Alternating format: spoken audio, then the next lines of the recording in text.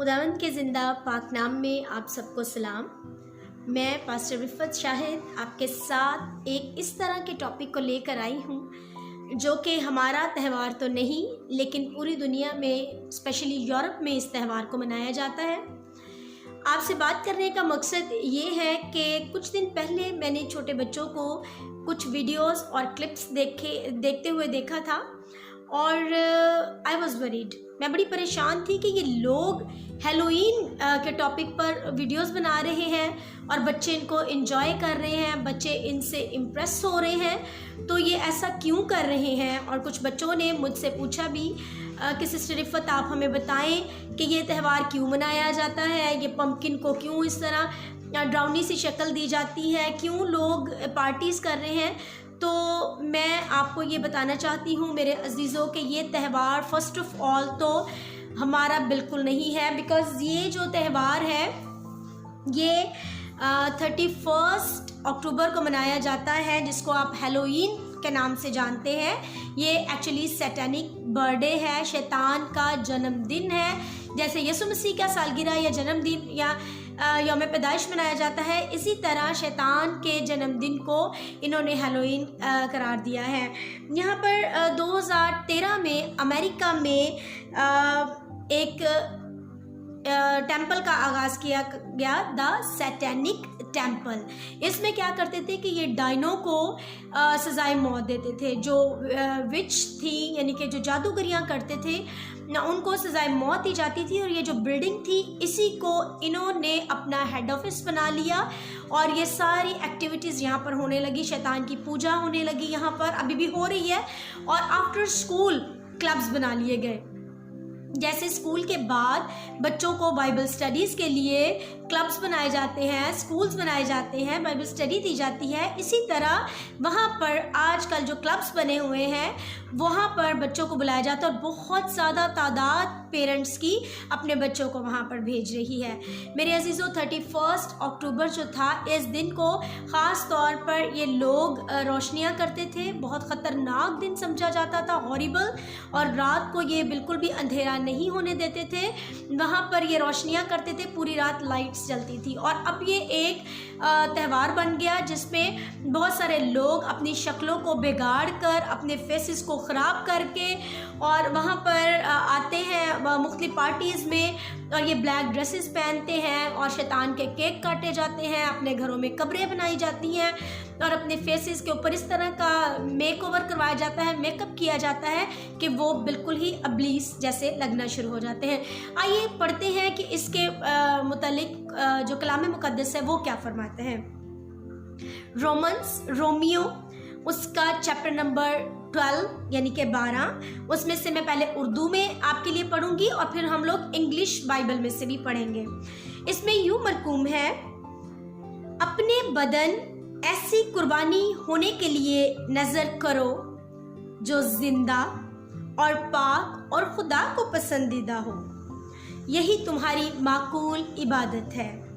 और इस जहान के हम शक्ल ना बनो, बल्कि अक्ल नई हो जाने से अपनी सूरत बदलते जाओ, ताकि खुदा की नेक और पसंदीदा और कामिल मर्जी तजर्बे से मालूम करते रहो। और मैं आपके लिए इंग्लिश बाइबल में से भी पढ़ूंगी। ये हमारे पास है जी, द किंग जेम्स वर्जन है मेरे पास, और रोमन्स चैप्टर 12 और इसकी वर्ड्स है 1 और 2 यानी कि पहली और दूसरी आयत है। Present your bodies a living sacrifice, Holi, acceptable unto God, which is your reasonable service. And be not conformed to this world, but be ye transformed by the renewing of your mind, that ye may prove that what is that good and acceptable and perfect will of God. मेरे अजीज़ों, आपने कलाम मुक़द्दस में सुना कि खुदावंद यीशु मसीह के बारे में हमने देखा कि उसमें लिखा है कि पाक बनो जैसा तुम्हारा बुलाने वाला पाक है। अब यहाँ पर रोमन्स में, रोमियो की किताब में ये लिख दिया गया कि तुम अपने बदनों को ऐसी कुर्बानी के लिए तैयार करो जो जिंदा हो, पाक हो और खुदावंद के आगे माकूल और मकबूल हो। और फिर यहाँ पर लिखा गया कि इस जहान के हम शक्ल ना बनो। अभी हम शक्ल अगर हम इस जहान के बन रहे हैं तो हमारी शक्ल एक्चुअल में कैसी है अगर हम अपनी शक्लों को बिगाड़ते हैं। तो मैंने एक ऐप देखी, उसमें मुख्तलिफ लड़के और लड़कियां, यंगस्टर्स, यूथ की मैं बात कर रही हूँ ख़ास तौर पे, उन्होंने उस ऐप में अपनी पिक्स को लिया, अपनी सेल्फीज बनाई और मेरे अजीज़ों आप देख चुके हैं कि उसमें कान भी पपी के, नोज़ भी पिग का और पपी का। उनके इस तरह की तस्वीरें मैंने देखी कि जिस पर दांत बने हुए हैं फेस से बाहर और ब्लड निकल रहा है, कुछ स्केलेटन टाइप फेसेस हैं और कुछ बहुत ही भयानक ऐसी शक्लें जो कि देखने के काबिल नहीं, और बच्चे उन फेसेस को लेकर अपनी पिक्स बना रहे हैं।